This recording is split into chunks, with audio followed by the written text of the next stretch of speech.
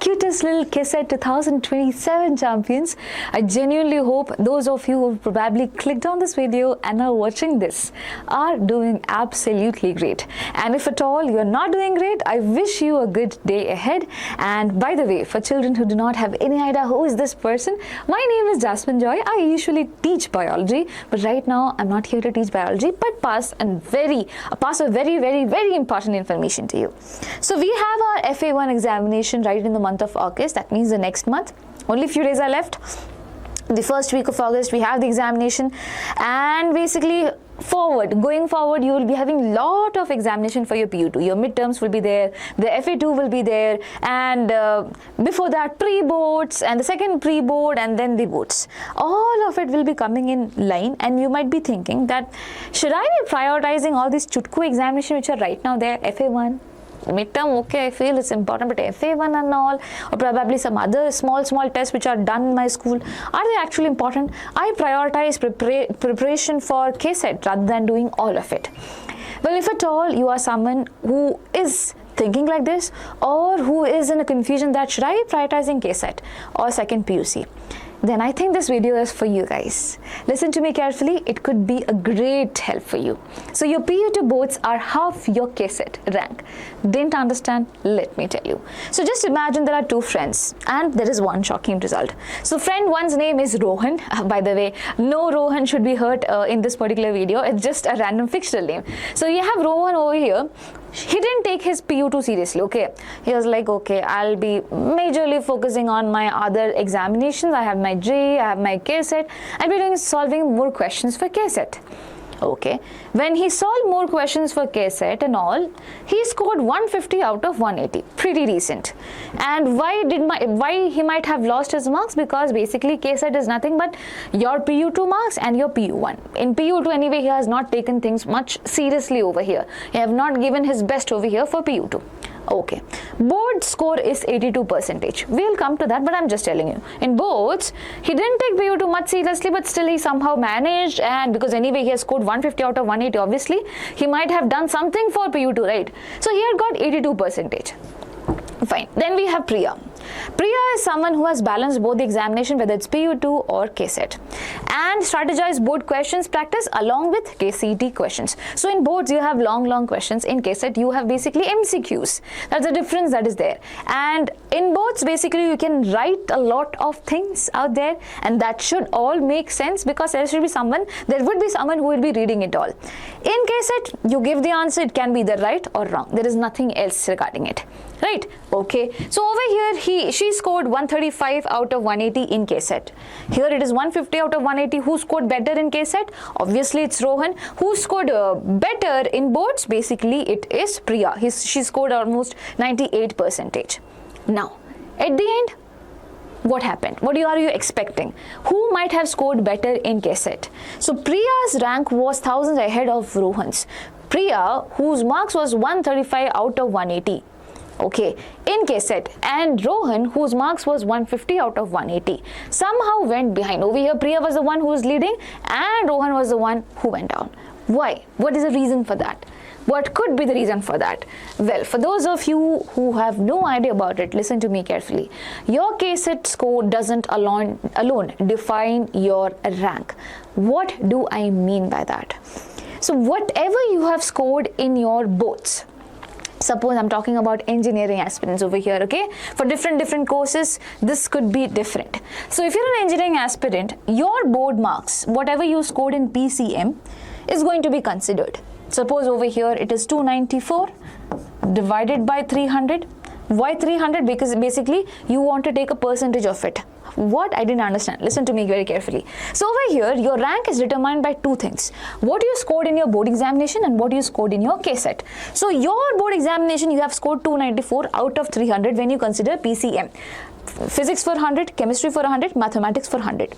Okay, 100. So basically 300 total. In that you have got 294. I am going to take 50% of it. I'm going to take 50% of it. Similarly, whatever you scored over here in your KCET. So KCET is basically for one subject it is out of 60. So 3 subjects, then 3 into 60 it is 180. Out of that, suppose you have scored 150. then again 50% of that is going to be taken. 50% of both your scores are going to be taken and going to be added up. That is what defines your mark. Please do note that. Now this plays a huge role. 50% role in your KCET rank determination, which means that these 300 marks which are there are super important. And how can you justify, how can you give best for that marks? Basically, you have to start working on your second PUC right now itself. You have to take the small examination, the big examination, all of them. Treat them equally. FA1 is important, so is your midterm. FA2 is important, so is your pre-boards. Practicals are also important. Every single thing is important. And I'll tell you one thing, you should not be thinking it of as a separate thing. Your PU and KCET can be managed together very easily. Trust me on that. Because your PU2 NCERT is being considered for forming question in your KCET. Nothing comes out of your NCERT. The extra question that is going to come will be your PU1. Is your PU1 mark considered for your ranking? Not exactly. PU1, obviously certain questions, if I say that 60 questions are coming in KCET in one subject, that is physics. Out of that, 20 would be from your PU1. 20 would be from your PU1, which is why PU1 has to be done. There is no, there is no saying, no one can actually say that you should not be studying PU1 at all. You should be, but you should be prioritizing your second PUC. The reason being that here it plays a role, and also here, because if I say 20 questions are coming from PU1, that means 40 questions comes from your PU2. Again, PU2 is important over here. So yes, we need to find a balance between PU1 and PU2. PU1 we can include whenever possible, but PU2 is something that we have to take very seriously. Okay, so now let's see why Priya ranked ahead. Listen to me very carefully. Over here, Rohan, his score was 246 out of 300. In his board examination. If you compare with KCET marks, in KCET he scored a lot more better, 150 out of 180. Now what is going to be taken? The percentage of both is going to be taken. So over here, percentage of both would be 82. For KCET it is 84.4. Now what? 50% of both are going to be taken. So 82%, 50% is what? 41. 84.4, 50% will be what? 42.2. Now what do? You add it up. You are going to add up both. What do you get? The total percentage comes out to be 83.2. This is what is going to be considered in his ranking, in his KCET rank. Now when you come over here and talk about Priya, Priya's board score was 294 out of 300. She might be really good with theory part, she might be really good with writing the answers in a nice manner. She had managed to get 294 out of 300. In KCET she scored 135 out of 180. She might have messed around, no proper time management or things like that. Okay, her score was 135 out of 180. Now board percentage is 98%, KCET percentage is 75%. Here the board score is what? 49%, 50% of it, right? And here the KCET score is 37.5, 50% of it. Total 86.5. Here 83.2. Who is getting a better percentage at the end? Who is getting the better mark at the end? This person.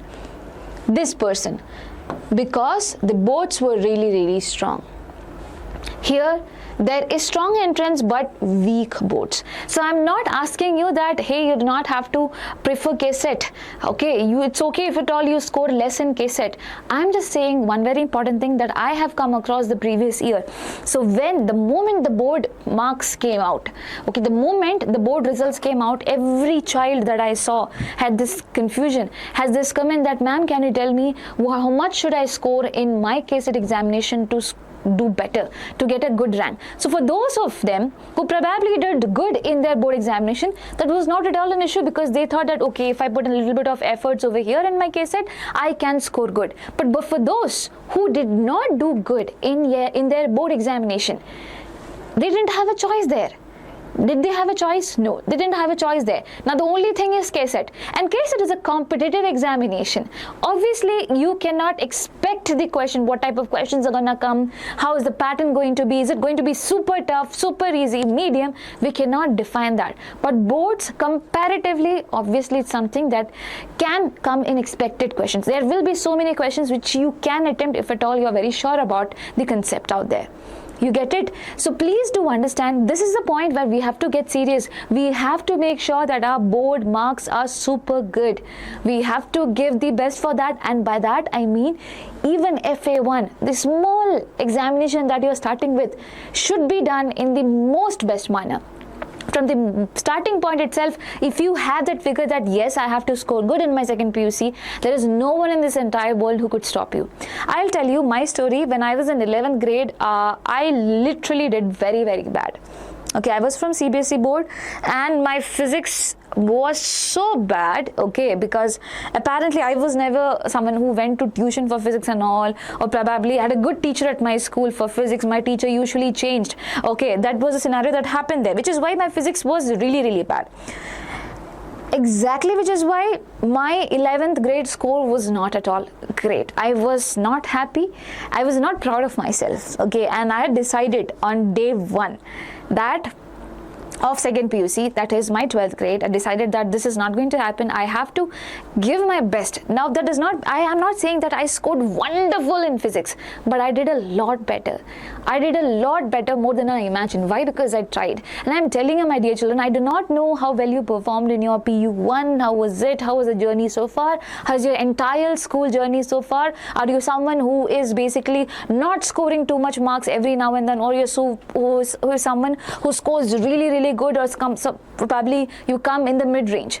There is no ranging that I see over here. There is one thing that I genuinely see as a person, and that is efforts. Put your efforts. You never know, you can do your best. And it's not for scoring the best.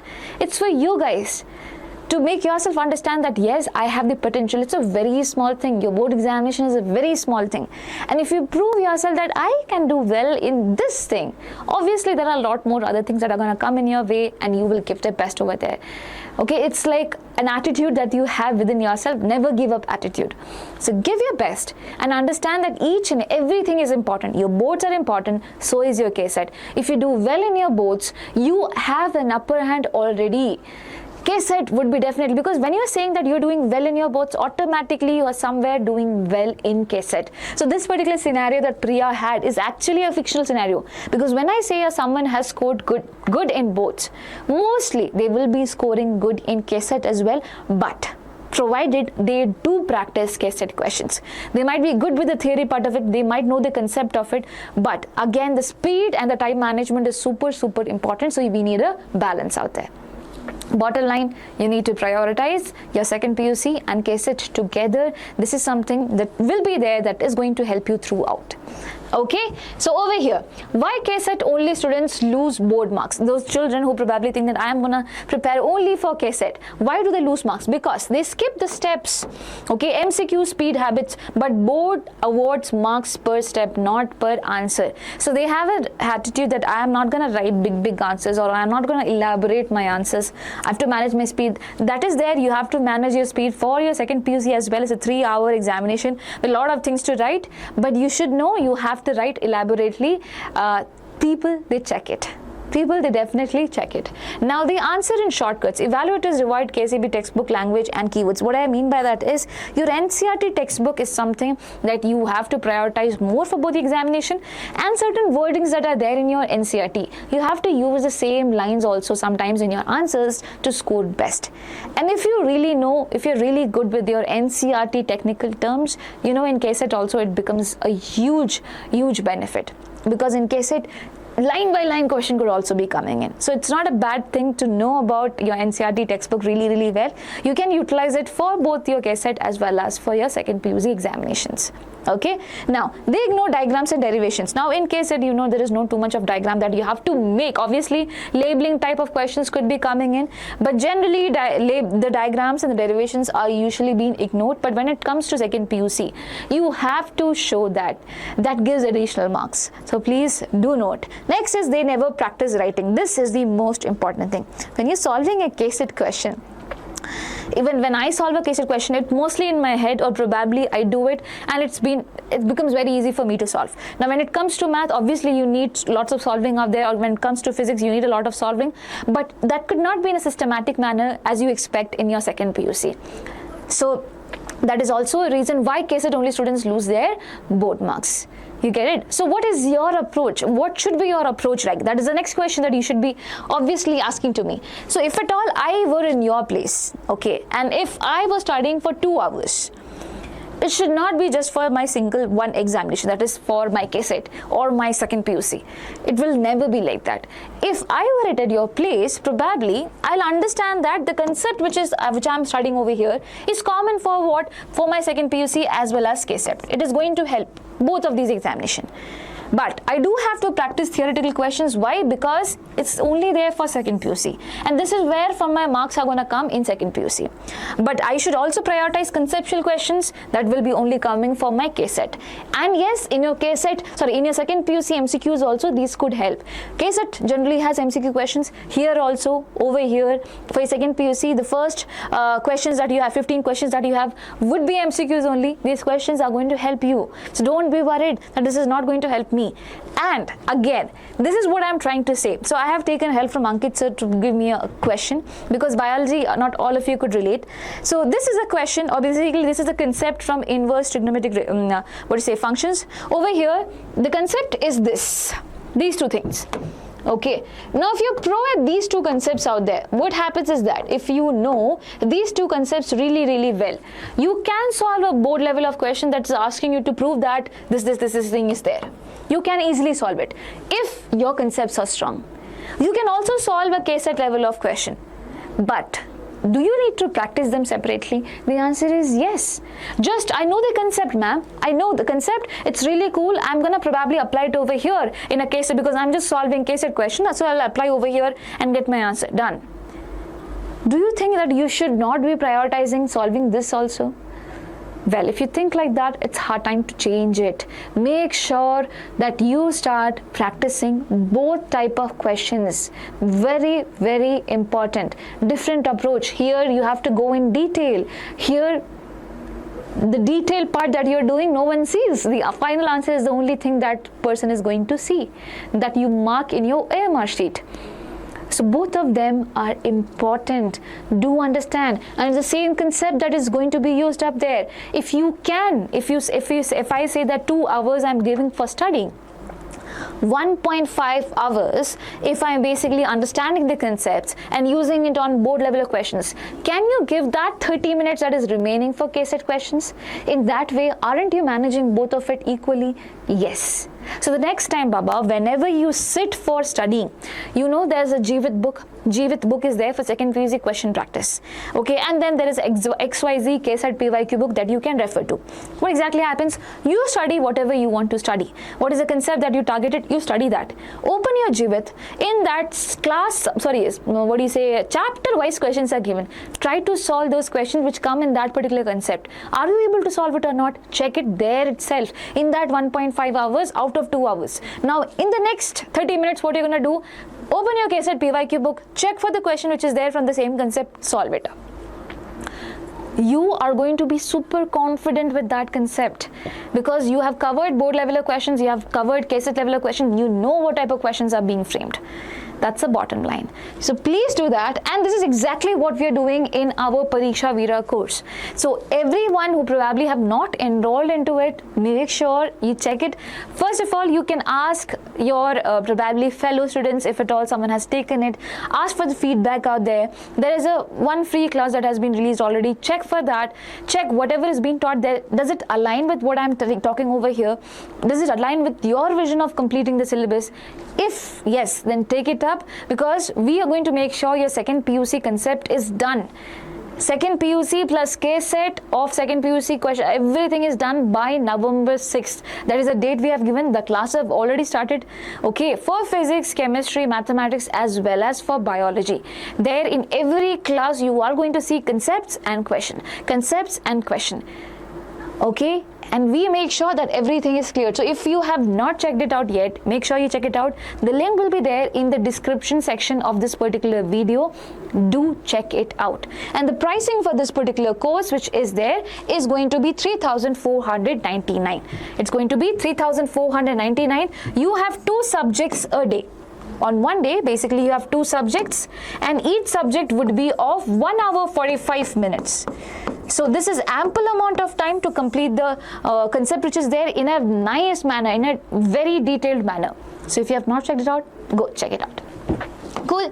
Now the next thing, and also we are there in YouTube providing the free sessions. If at all you feel that I cannot afford it, it's okay. We have started with the one-shot classes. So I think physics, math and biology, we all have one shots for each of the chapters. For my subject, I have done a one-shot on sexual reproduction in flowering plants. It's 3 hour 45 minutes video. Okay, that's not a live, it's a recorded session for 3 hour 45 minutes, and I'm pretty sure everyone who watches it will be able to solve each and every question that comes in your second PUC as well as in KCET, because I've solved all of those in that one shots. So watch that. And apart from it, we are also coming for the live in the A series, in the live session. You can check it out at 4:30. We are coming for the live. That's a more detailed version of things. Okay, that could be slower in comparison. So you can check out whatever is good for you. Okay, so don't be like the rest. Don't say that I'll manage 85% easily in my second PUC board because it is super easy. Please understand that average board marks quietly pull your merit score down all year. Easily is how strong KCET scorers still lose their dream college. So don't be like that. Next thing, passing marks are enough. Don't think like that. Passing marks definitely will make you eligible, but for your KCET ranking, not enough. Not at all enough. Cool. So the bottom line, what's the bottom line? KCET 2027 has already started. Is it, ma'am? The exam is in the April month, right? Listen, it started the day your second PUC classes began. And half your rank will be written in board examination hall months before you ever see a KCET OMR sheet. Respect your boards, and your rank will thank you in the month of June. That is when your results are gonna come for KCET. So this is very important. Consider it. And if you think that I am ready for it, if you think that, ma'am, I can promise that I will be balancing both boards as well as KCET, put it down in the comment section and do let me know what's your name. I really want to connect with all the 2027 champions out there. There's been a lot of counseling videos of 2026 that we somehow didn't get a chance to connect. I'll request you to probably watch the one-shot videos, check it out. If you like our teaching, then probably go ahead with the paid courses out there. Only if you like our teaching, or if you feel that okay, watching the free sessions would be enough, then go ahead with that. But definitely let us know in the comment section who are you, and also what's your target for your FA. Are you going to take it seriously or not? And comment it down in the comment section that I will balance both boards and KCET from what? From today. Giving a deadline is important. From today. Okay, take it seriously. I've gave you an example. Why? Because I want you guys to understand it. That is how it is done. Cool. And that's all. Wishing you the best. Please take care of yourselves, and lots of love from me.